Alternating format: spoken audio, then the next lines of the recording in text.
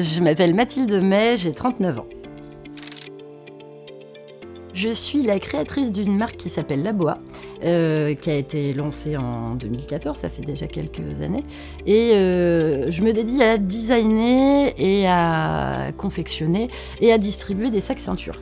C'est le concept du sac banane, on va dire. On reprend la même praticité, mais avec une touche un petit peu plus design, plus fashion et surtout plus ergonomique pour permettre de pratiquer ces sports et loisirs de plein air en toute liberté de mouvement. Eh bien, les bureaux de Laboa sont au sein de la pépinière de Startup Le Mans Innovation. C'est une petite histoire de vie. J'ai dessiné le premier produit, le premier prototype, on va dire, sur besoin personnel.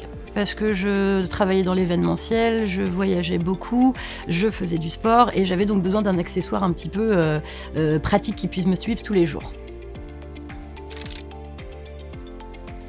Ça fait donc 5 ans maintenant que Laboa a été lancée. En tant qu'auto-entreprise au départ, je viens de passer en société. Donc la croissance est là depuis le départ. C'est une petite marque qui commence à faire son nom et à se faire connaître. Et ça évolue sur le plan international puisque maintenant c'est distribué en Europe et dans certains autres pays du monde.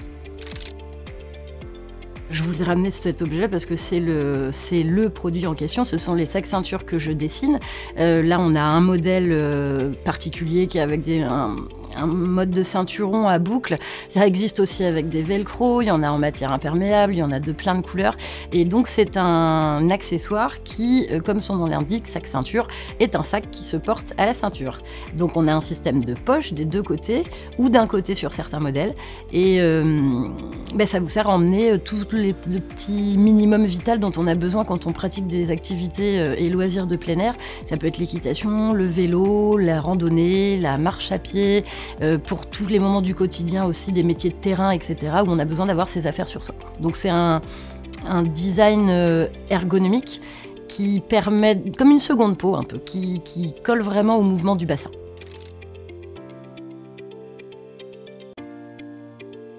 Littéraire. Très littéraire, plutôt